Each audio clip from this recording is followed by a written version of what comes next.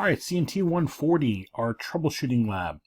This first podcast is going to be a quick overview of how we're going to tackle this lab.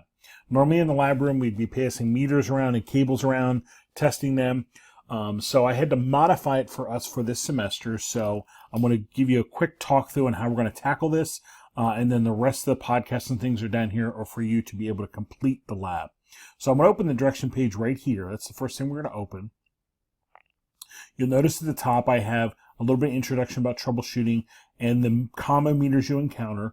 We're going to be using the continuity, the wire mapper, and the toner probe during this lab. Those would be the main ones we're using. I'm going to scroll down a little bit further and you'll see that I have a note here on lab prep. You'll need to decide how you want to tackle this lab.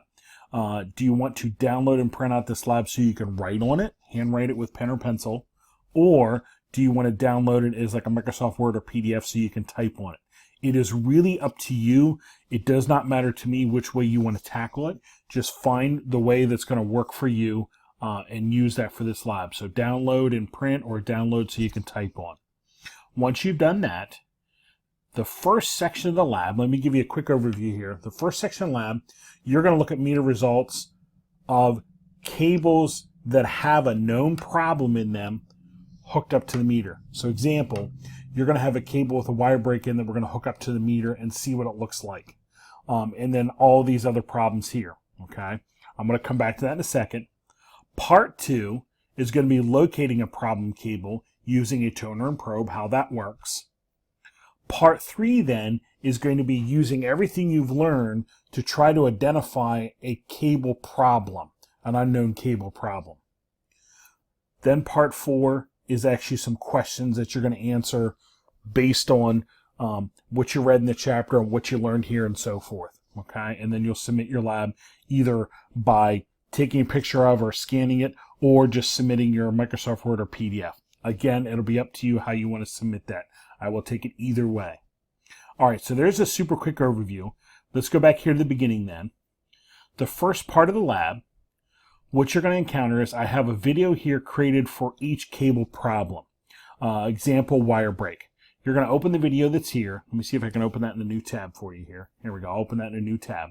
Open that up, and it's going to be a video of me. I'm not going to play the whole thing, but it's going to be a video of me testing that cable with our continuity meter, and then eventually testing that with a wire map meter, this guy right here.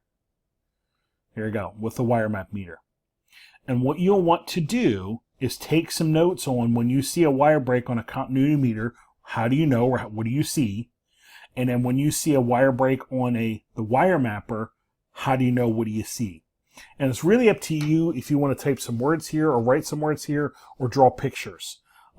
This works either way for different people. It kind of depends on your learning style. If you write out some words that make sense to you, great. If you draw a picture that makes sense to you, great. But find some way for you to document what a wire break looks like. Eventually, you're going to use these notes to figure out down here these unknown cables. So make sure the notes are good enough that you can refer back to them. And you can, when you hit that unknown, look back at your notes and go, yeah, that is definitely a wire break or whatever it is. So what you're going to do is work through the wire break, take notes for the continuity and the wire mapper. The wire short, again, I have a new video here for you. I'll open a new tab. Here's me hooking up a wire short. Okay, continuity meter. After that, coming out here to the wire mapper. Okay, so I have a video for each wire problem. Watch and take notes. They're usually, maybe only 2 minutes long. They're not very long. Connector open, crossed pair. Cross pair is when 2 wire pairs are flip-flopped. Reverse pair is just when 1 wire is flip-flopped. 1 wire pair is flip-flopped. Split pair is when you actually wire the cable up where I might misplace the white blue and the white green wire on both ends of the cable that splits the wire pairs apart. An excessive untwist. So the first part of the lab, you're looking at those videos on what the cable problem is and what it looks like on each meter and taking notes. That's what you do on the first part. The second part, you're now going to look at me using the toner probe. When I use a toner probe, how can I find a missing cable or unlabeled cable, that sort of thing, with our toner probe here.